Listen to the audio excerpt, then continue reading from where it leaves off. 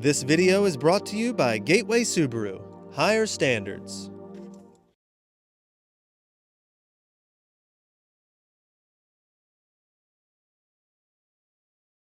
Outdoors Delmarva covers everything outdoors, including real hunting and fishing situations involving wildlife. We do our best each and every week to keep it tasteful, but discretion is advised. Now, enjoy the show. This is Outdoors Delmarva, presented by Gateway Subaru. Higher standards. This week on the show, we're up bright and early in the Atlantic Ocean, heading out 70 miles towards the Washington Canyon. The target, Yellowfin Tuna. The weather's on our side, but will the fish be biting? There we go. Plus, one award-winning Delmarva artist has put his stamp on waterfowl painting. We visit his studio and learn how his childhood dream became a reality. And take a look back at the building of the Ocean City Reef System in this week's Scorchies Corner Classic. Right now on Outdoors Delmarva.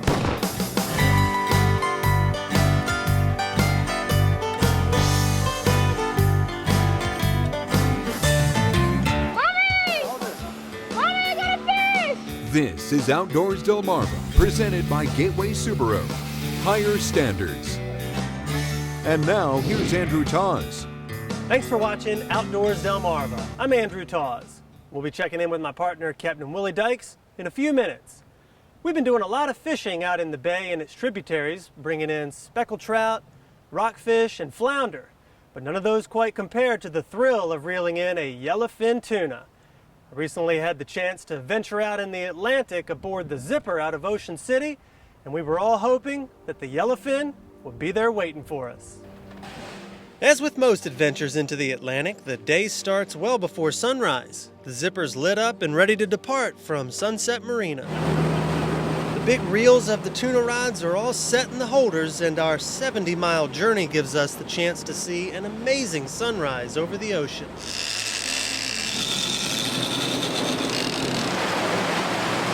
The familiar sound of the reel and the breakneck pace that Captain Eddie is working at alerts us that we have almost arrived.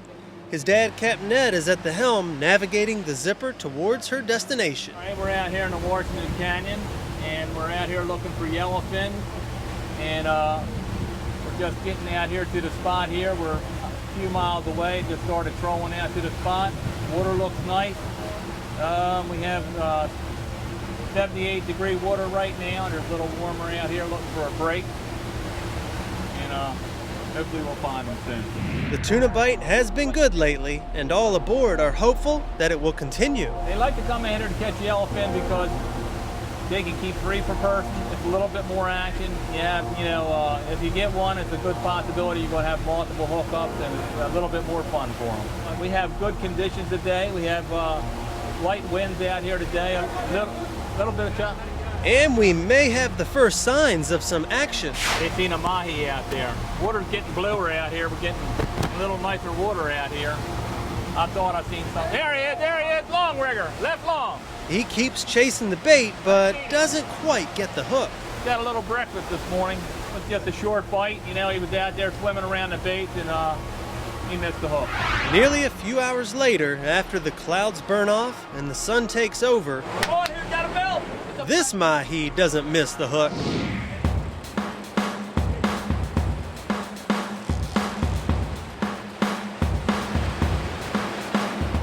Everyone is pumped now that a fish is in the boat, but the excitement would fizzle out. The action has dwindled and the crew begins waiting out the fish. The chair is kept warm, food is devoured, and stories are told. The mates would wrap the line around their head and sit there and troll and see how long they could do it for until they got nervous and unwrapped it around their head. Really? Yeah. Crazy. I wouldn't last long either. There's word of a yellowfin catch nearby, and with all of these boats, it looks as if everyone's having that type of day. It's a good sign that tuna are in the area thanks to the appearance of hundreds of pilot whales. As far as we can see, the whales are surfacing in this section of the Washington Canyon. You hope that they're following the bait fish, so they're eating the larger fish, and then hopefully the tuna are underneath them eating the smaller fish. And normally if you got bait around, you'll try and find other fish down there feeding on them. So. And the tuna appear to be down there. They just don't seem to want to come up. We're between 20 and 40 feet down, some a little deeper. There's a lot of action here. We've been seeing a lot of skipjack tuna on top, and bait fish, and we've been seeing a lot of whales. And the fish are here. It's just a matter of making them bite. The yellowfin, when you come into a school, you want to try and have as much bait in the water to draw as many up as possible. We got 2 flat lines off the back. Then we got spreader bars off each side, 2 off each side, 1 in the middle. We got some sea witches out, some Hawaiian eyes out, and then we got 2 teaser lines. You never know when it's going to happen, you know. I mean, they eat when they're ready to. We've been marking some, they just haven't been eating. The waiting and watching continues. And with all these whales and bait fish around, we've all been wondering what's keeping the tuna. There's finally one on, and Nick Parr is cranking it in. He gets a yellowfin up to the boat, and once we are spotted, it takes off. Nick gets the fish back to the boat, and Eddie pulls it in. Though not a huge yellowfin, it's definitely one for the cooler.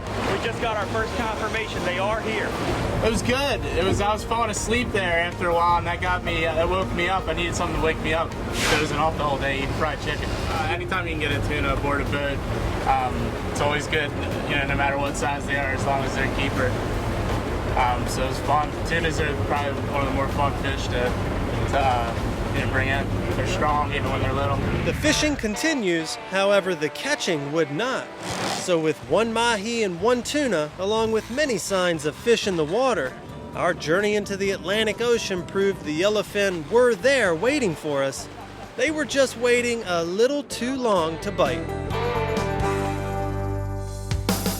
Coming up next, we pay a visit to the studios of this Delmarva wildlife artist, whose self-taught style has taken him to the highest levels. But first, did you know? The pilot whale, like the killer whale, is a member of the dolphin family and is second only to the killer whale in size. But how did the pilot whale get its name? The answer when we come back. You're watching Outdoors Delmarva, presented by Gateway Subaru. Higher standards. Sponsored by Ocean City Tourism, Shorts Marine,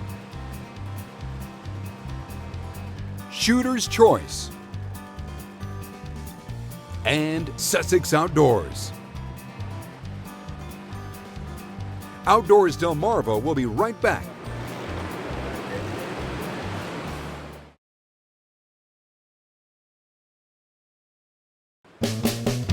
Did you know?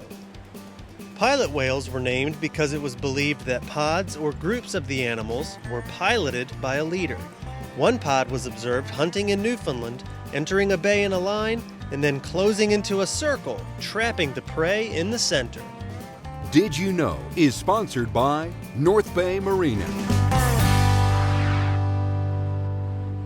Even though it's the height of the summer season, we're going to put away our fishing rods for just a second and look ahead towards wildfowl season. And we recently caught up with a wildlife artist in Sussex County who's gone from farm to fame with a style all his own. We recently paid a visit to an artist studio in Milford, Delaware. The studio belongs to Delmarva native and wildlife artist Richard Clifton, an avid outdoorsman. A mallard piece that I did, inspired by watching them one winter standing around on the ice. Hunters will know those red-legged mallards. Even threw a little band on that guy's leg back there. What sets Richard apart from other wildlife artists is that he has the rare honor of being a federal duck stamp contest winner for this painting of a pair of ringnecks, bringing him nationwide attention in 2006. Always said to myself was, you paint the species you have the best reference material for. And I was sitting on some good stuff for ringneck ducks. To put that in perspective, for a wildlife artist to win a federal duck stamp contest is like an actor winning an Oscar. It's the pinnacle of achievement. It worked out, I won. Not bad for a Delaware farm boy who has no formal training in art. Our family were farmers, so sitting at home looking out the windows watching the tractors working in the field, I started drawing tractors with crayons and colored pencils. And then, like I said, when I got into waterfowl hunting, you know, that kind of turned, and now I started drawing ducks and geese, and it just exploded from there, you know. His medium of choice is acrylic paint, and the images are derived from his own photographs of wildlife. I'm changing the lighting, you know, I've got a lot more lighting here on the bill and head, a little bit of highlight up here, that'll go up this wing kind of like it does on this bird. And if you notice in the reference photo of this bird, how its leg came kind of straight down into the other leg. So I didn't like that, so I redrew it and gave it a little bit more of a pleasing leg pose. Tell me about your progression into duck stamps. How did you start to get interested? Well, probably since I was interested in waterfowl hunting and other hunting as well. But early on, seeing those duck stamps that my dad would buy, and they were just inspiring. You know, you look at those little things, and you kind of got so as a kid or even getting older, kind of looking forward to each year when Dad would go buy his federal duck stamp so you could see what it was. I still had my first federal duck stamp entry. And the interesting thing about that was it was a pair of ringneck ducks. And then when I won the federal all those years later, coincidentally, I won with a pair of ringneck ducks. And that was kind of, just on a personal note, kind of pretty neat. The Federal Duck Stamp Contest grew out of the 1934 Migratory Bird Hunting and Conservation Stamp Act. The program is designed to help lease or buy wetlands for the National Wildlife Refuge System, and to date has raised more than $850 million to acquire more than 6 million acres of wildlife habitat. In addition to the federal system, there are also contests run at the state level, and you might say Richard had a bit of a successful run last year. Well, I won 6 duck stamp contests in a row. Last year. That was Oklahoma with white-fronted goose. This was winning North Carolina for the 2nd year in a row after this piece with redheads.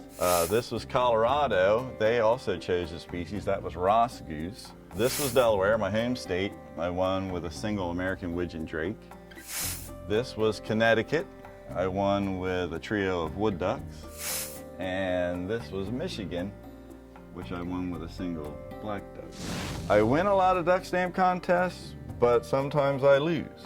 And I won North Carolina 2 years in a row, and I finished 2nd back in February with a pair of hooded mergansers. So you can't win them all. But for wildlife artist Richard Clifton, the sheer enjoyment of refining his craft and doing what he loves best are his greatest rewards. The art process is nice, and a lot of it's inside. But I recommend you get outdoors, Delmarva. Coming up next on the show, get a front row seat to the creation of an artificial reef off the coast of Ocean City in this week's Scorchies Corner Classic.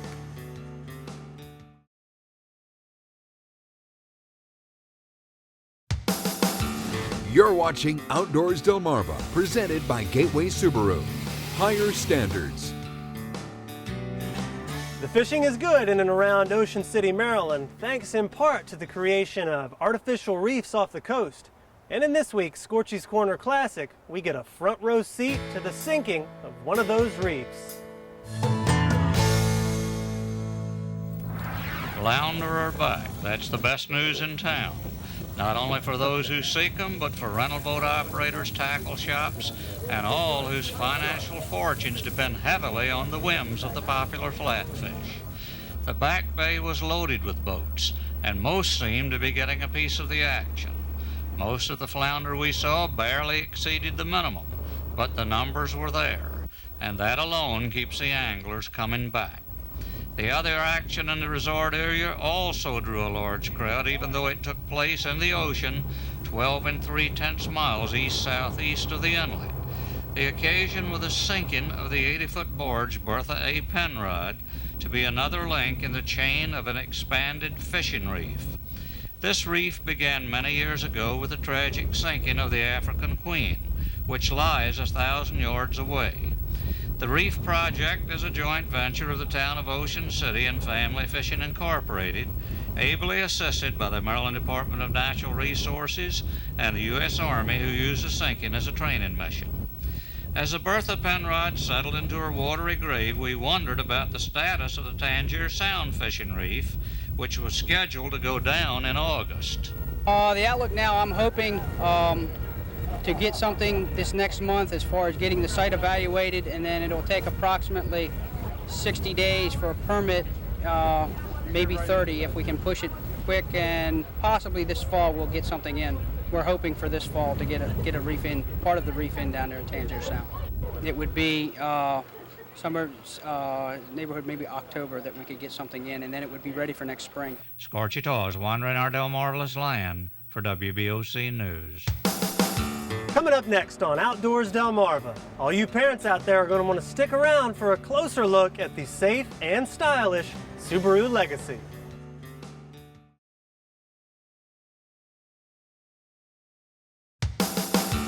You're watching Outdoors Delmarva, presented by Gateway Subaru.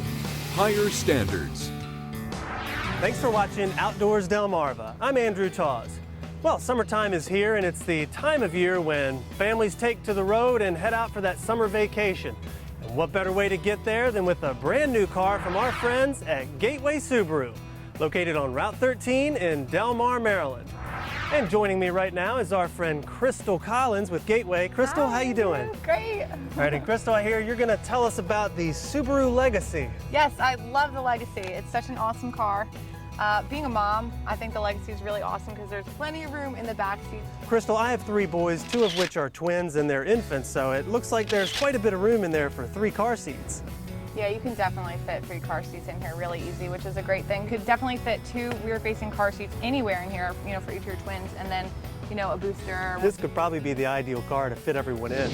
And not only does this car have a lot of room and a lot of safety features, but Crystal, it certainly gets a few style points as well. Yeah, people are always attracted to this car. It's one of the first ones that people want to look at when they come in. Are the all-season tires, and then it's got 4-wheel disc brakes, and actually, Subaru's symmetrical all-wheel drive system is really great as far as reliability and all that goes.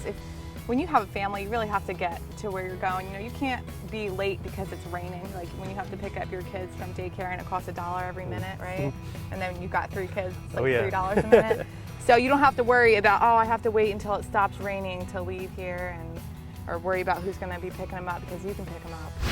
Okay, I love that Subarus are so easy. Battery is really easy to get to, so if you ever had to jump start it, you could probably do it yourself. We have a 4-cylinder boxer engine, which gives you plenty of horsepower. People are like just loving the 4-cylinder boxer engine. It's got lots of pickup. 4-cylinder engine, it must be pretty good on some gas mileage. Yeah, actually you're gonna get about 32 miles per gallon highway is the national average. And actually your engine, if you were in a front end impact, is designed to drop below you in a force of impact. And it's been a top safety pick for 7 years. And if you're serious about buying, right now is a really great time because we do have 0% financing available on Legacy, so that's really exciting. Well, Crystal, I am sold. This is certainly a safety-packed, family-friendly car. Thank you so much for talking with us. Thank you, I had so much fun. All right, same here. And if you're in the market for that new car to get you on any adventure, one that is safe, reliable, and has symmetrical all-wheel drive, look no further than our friends at Gateway Subaru, located on Route 13 in Delmar, Maryland. Gateway Subaru, higher standards. And we'll be right back. Coming up next on Outdoors Delmarva, your latest viewer videos and pictures. Outdoors Delmarva viewer pictures are sponsored by Wink Sporting Goods.